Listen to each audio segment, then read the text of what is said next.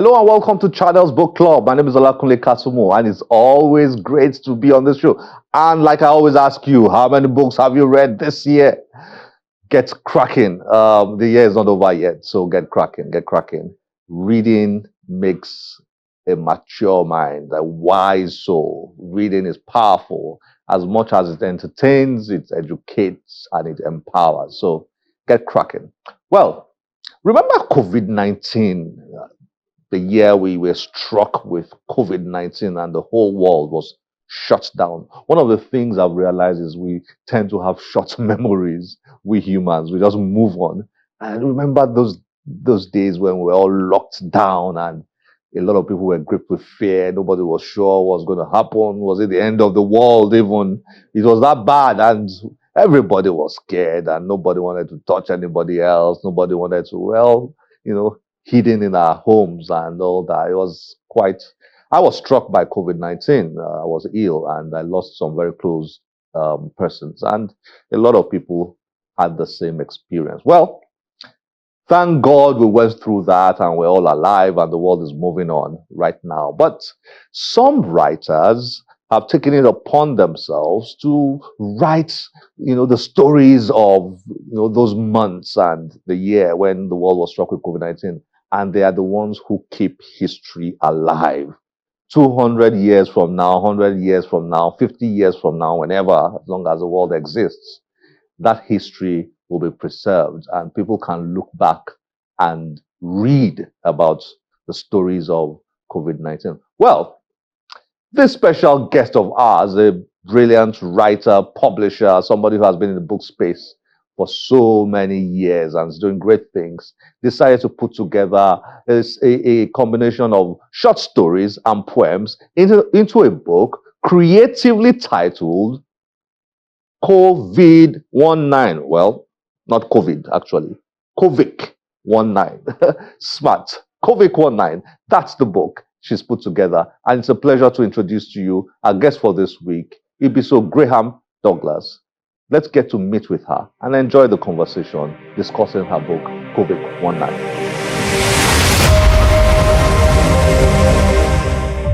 Ibiso Graham-Douglas is a publisher, a book industry professional, and author.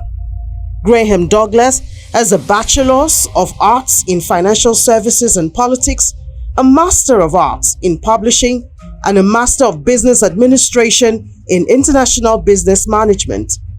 She was a Special Duties Executive Ambassador's Office of the Nigerian Embassy in Dublin, Ireland, and Technical Advisor of Presidential Task Force on Power. Graham-Douglas is a Publishing Director at Paperworth Books and a Board Director at Better Universal Arts Foundation. She joins Channel's Book Club to discuss her book, Kovic One Nine.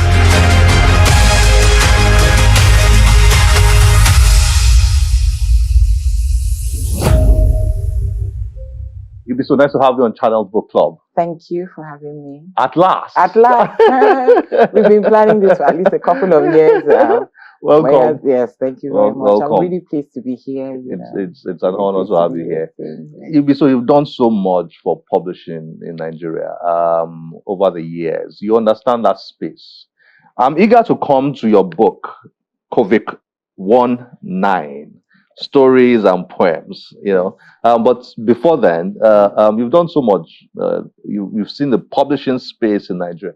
I would like you to share that journey a little bit, to sort of like provide some kind of perspective on what is going on in that space in Nigeria. Yeah.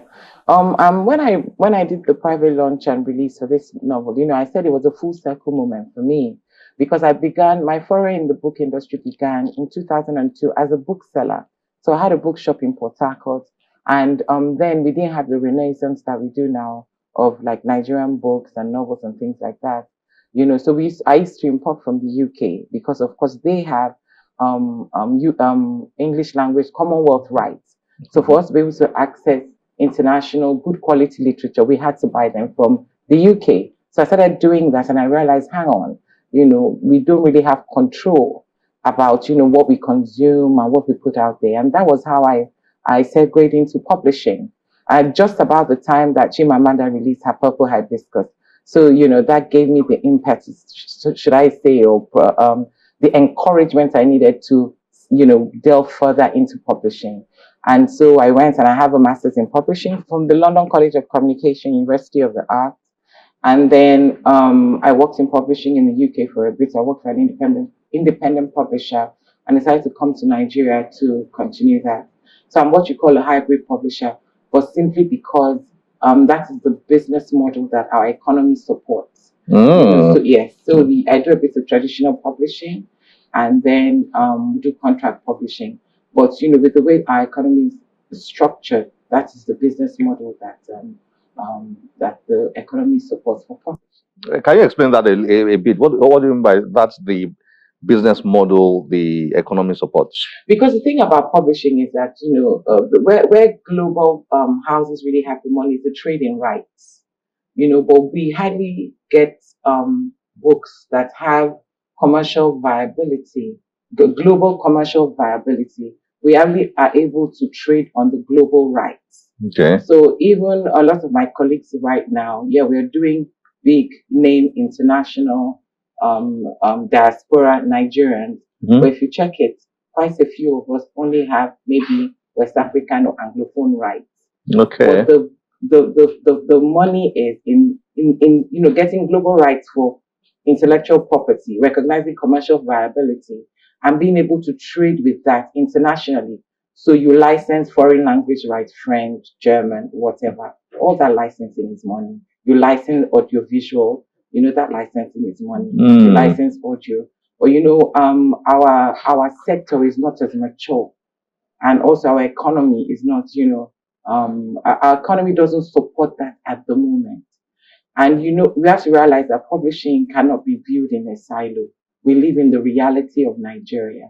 And we have to also recognize the feeding from the educational sector and also issues like the Japa effect. And when is Nigerian literature authentically Nigerian?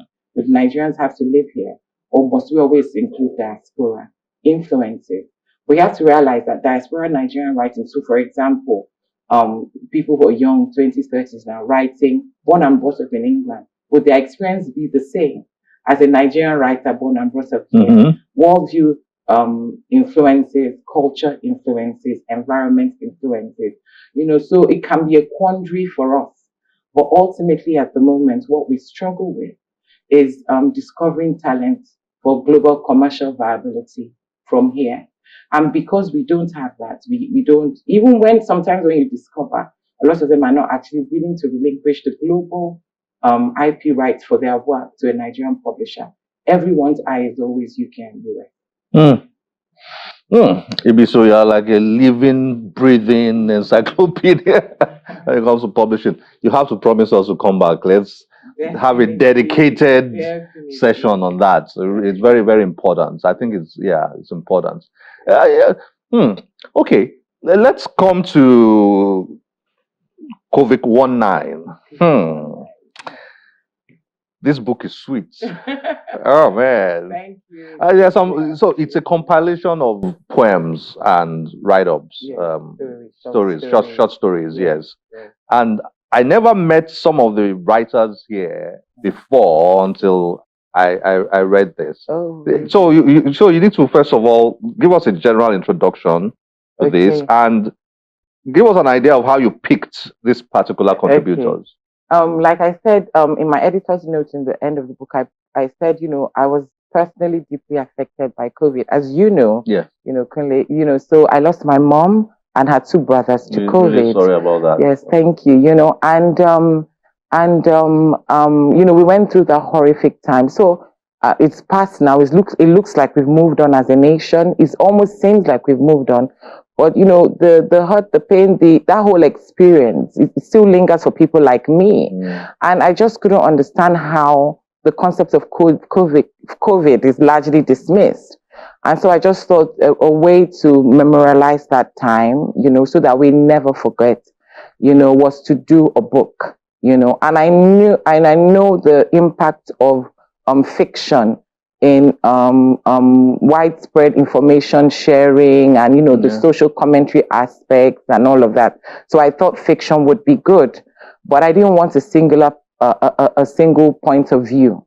So that's why I thought, I'll do a collection of stories and poems. And I know Obari quite well. He's been a supporter. Yeah. We've worked together in Time 5. So I just thought, he has such clarity, with the way he expresses in his poetry and in his plays. So I thought, it would be good for Obari to garnish with a bit of poems. So initially I thought I approached almost 30 writers. But in the end, we went with those who, bought the idea, made themselves available and submitted plays that I thought were worthy or befitting enough to be put in such a collection, lest we forget. So we're talking about Dolapo Marinho. Yes. We're talking about Olukorede Yishao. Yes. Michael Afemfia. We know Michael on the show. Yes. Of course, Obare Gumba, Chimeka Garrick, Shehu Sok. Yes. What a name. He's from Kaduna. Michael Indiomo. Yes. Wow. Yes. So you then, compiled, edited. Yes, I compiled, edited, and I actually wrote a story. I wrote a story for the first time. So I really wanted to show the broad spectrum experiences, and I told them, I said, look, you can write about anything you want, but set it in COVID Nigeria. So that even and another thing that happened, while I was doing my research for this, I realized we didn't have any documentation of the Nigerian, or should I say Western African experience from the 1917 pandemic. And I knew that, that preceded WHO and all these international organizations who are very great at record keeping, even at the moment. But I just thought, the cultural nuances, the daily living, we needed to encapsulate that. That's why I thought it would be fiction. And I just thought in 100 years' time, we're not here anymore. If there's another pandemic, future Nigerians can come back to this and read and say, okay, there was a time where they limited church attendance to just 50 people, because we're already forgetting that now. Okay, there was a time where we had like a plastic surgery pandemic and, people were cutting it in COVID. So that was what I was thinking about. So just saying, future Nigerians have a reference from this time, how we lived it, how we perceived it, and how we understood it, how we interpreted it. That was why I thought it was necessary. That is so powerful, Ibiso. That is so powerful. You're right. I don't know. Maybe because we have so many problems, this part of the world. Yes. I mean, by the time you're coming out of one, there's another one waiting for you. I mean, from a national perspective now, I mean. So we tend to have short memory. Yeah. But I think that we shouldn't disregard the experiences, Let's not disregard it. In the year of COVID, I'm part of the Ibiso University Arts Foundation, is an NGO founded by my sister, and we run an annual playwright competition. In the year of COVID 2020, for the first time, we gave a theme, and the theme was "Out of the Ashes We Arise." But I was amazed, out of about more than 300 plays submitted, not one was on COVID. Wow. All of it was on NSAS. Yes. Oh, wow. All of it was on NSAS. I was thinking maybe it was a demographic issue because the applicants were between 18 to 40. But I thought their lives somehow should have been affected by COVID, but not one play, not one referenced COVID. And that was why I thought, no, this is an imperative. We really need to document this, because NSAS, it was a similar time, it's very well documented, very well spoken about. But it goes like what you say, like one of my friends says, Nigeria, generally, we are all suffering from some kind of PTSD or the other, because we go from trauma to trauma to trauma. But because we go from trauma to trauma to trauma, doesn't mean that we disregard the impact of a previous trauma upon us, whether it makes us worse or makes us better. Yeah. We need to acknowledge it. Yeah. So that where possible, where we have problems, we can seek solutions or seek help. One thing that saves us as a people, I think, social culture, is that we're communal in nature. So you have an extended family support, you have the church or the mosque religious support. So that helps. Yeah. So, very, very often you find that people don't go through things in isolation. But because that happens, because that help doesn't mean we should disregard the trauma. Now, Yes. talking about the stories, let's Yes. use one as a teaser. Yeah. And I know you'll be tricking me asking you which one is your favorite. You'll feel like you're in a corner. Yeah. Easy for me to pick. My favorite is Smoke and Ashes. Yes. I love the other stories too, Wow. including yours. But Smoke and Ashes has really resonated with people, for some reason. Smoke and Ashes has really resonated. Yeah, Okay, Dolapo good. Marino's Yeah, story. yeah. So let's use that as a teaser Yeah. for viewers to see what's inside here. So the story, Smoke and Ashes. Yeah. Could you just summarize it just a little bit as a teaser for viewers, Okay. so they get a sense of the kind of things they will see in here? Yes. So I particularly like Smoke and Ashes as well because it starts in a church, and it's a COVID funeral, social distancing. Only 50 people could be there, and a widow goes in. Is this lady whose husband has died of COVID? COVID. And she walks into the church and she recognizes everybody but one woman who has two little kids that looked awfully familiar. Awfully familiar. So, curiosity or whatever, she approaches the lady, and in their conversation, the woman, her life unravels. She discovers that the woman. Let's not spoil it for them. Let's just say her life unravels. Yeah. And you think it's like a double grief and a double trauma, for the protagonist in the story. It's a double grief and a double to trauma. realize that she didn't know everything about her late husband. Yeah. And it just also shows, one of the things that I found quite intriguing was how, by the time she was confronting this aspect of her husband's life, she forgot that there were people gathered in the church to pay any kind of respect to him. Yeah.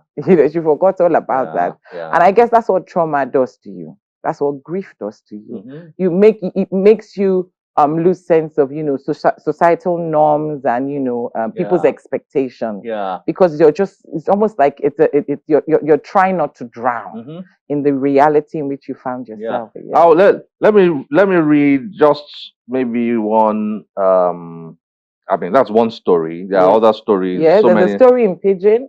Michael Afefe's story is all in Pidgin, and I quite like that, because I've always thought that we don't fully utilize Pidgin, in literature, So I was quite happy to, include that story in the collection. Yeah. Your own story. I mean, what was your experience like being your first short story? Well, initially when I was working on this, I didn't think I was going to do a story. But like I said, by the time it was done, I was like, maybe you should just try and do something. But the concept of my story centers around this girl who does plastic surgery just before the lockdown. And I always wondered. Plastic surgery baffles me. I can't quite understand it. I understand if you have health reasons, but I can't understand young girls, just playing with their health like that. So I thought, let me set that in the COVID era, because it could have happened to people, where you do a surgery, because that's the thing, it is a major surgery and we don't realize. And because it's a major surgery, there are other complications. It comes with the normal surgery complication. And in this case, in the girl's life, she had a blood clot, she had a pulmonary embolism. And I just thought, just explore that, and how she be received by healthcare system and all of that. And that was why I decided to, explore that. Yeah. Interesting. Fantastic story. Fantastic story. Thank And Gomba, the great Gomba. Yes. I mean, he's written one of my favorite poems. Which one is which that? is the Wuhan is next door. Oh, the Wuhan is next door. Wuhan is next door. I love it. And I like the fact that he did it for Li Wenliang. That he was the whistleblower. He was the whistleblower, the initial whistleblower in China that died, really. But I think when he realized he was dying, it was that made us realize. Because when I heard that COVID was happening, I think I traveled that year, it was on my trip back, and they said, oh, there was another outbreak. I thought it was like MERS or COVID-2. So I just thought, it's probably one kind of bird flu or, something. I didn't realize that it was serious. The world was going and that I would lose my mom. Oh, wow. And I would lose my mom. So I like how he's written that, Wuhan is next door. The next pandemic is next door. Is next door. Is next door. The next pandemic is next door. Let's read this together. Maybe which a one? few verses. Wuhan is next door. Okay. Okay. So. Okay, you start. Okay. The story was a snake that slithered out of a WeChat group. You cannot keep a viral snake in a bag that has a hole. You cannot keep a problem in a room that has many exits. The chat room had open ears, some in sync with the ears of the state. The story was a snake that coiled around a city. A city ignored the truth because its head was in a gutter. Wow. This is like this poem should win an award. It should, honestly. It should. Really, it was such brilliance, when he sent the poems to me, I was like, oh my goodness, you got the spirit of what I'm trying to put out there. Because Wuhan is next door. And I mean, just like you said earlier on, we tend to forget these things very quickly. Yeah. Wuhan is a word that I'm sure if you line up 10 Nigerians, 20 Nigerians, they probably would have forgotten. We've forgotten. What's Wuhan? Where is Wuhan? Wuhan. But Wuhan, the whole COVID story started from Wuhan. And the funny thing, even before COVID, I didn't know, I knew a few Chinese cities. I didn't know Wuhan. I didn't know Wuhan. Yeah, I knew a few Chinese cities. And I remember then one of my uncles was saying his friend had rung him to say his kids were stuck in Wuhan. They were trying to bring them up. And he was like, Wuhan, of all the cities in China, where is Wuhan? We didn't know the impact it would have on our lives. And of course, how many people know Li Wenliang? We've forgotten him. We've forgotten him. The guy who first told us about that we had a serious problem and we needed to brace up, so to say. Ibiso, well done writing this. And I know your dad has your dad wrote some nice books. Before he passed. Yes. We need to talk. Let's agree that you're coming back. I'm coming back. Anytime, anything for you, it would be a delight to come back. I always like chatting with you. Yeah, so before my dad died, sadly, we released them after he died. He wrote 3 books. He wrote the first one, he wrote an autobiography. And the beautiful thing about his biography was he was able to succinctly trace, because my dad comes from quite a well-known legal family and a political family. One of his brothers, the late Ibiso Graham-Douglas, was Attorney General of the Federation. His other brother, Dr. Melford Graham-Douglas, was I think he was one of 6 people nominated by Go for one of those peace talks in an West African country. So people know them. And my dad was their baby brother. He came out, he became 4-time minister. He was commissioner. He ran for president. So he was able to successfully trace their lineage in the book. But also what I liked about, he talked a lot about the forming years of the PDP, how the PDP came up, because he was one of the original signatories of the PDP, so how the PDP came about, his work with General President Obasanjo, his interactions with Goodluck Jonathan.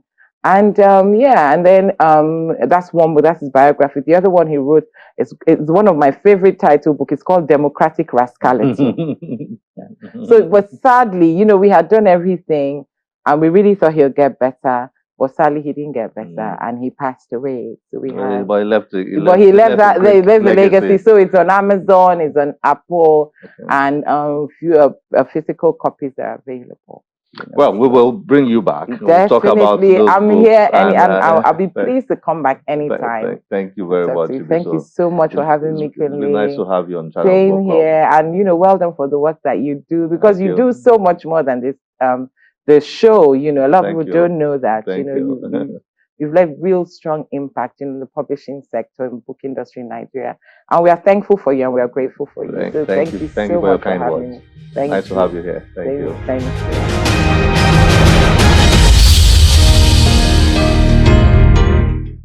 This is where we have to end the show today. As always, we'll be delighted to get your feedback through any of our social media platforms displayed on your screen.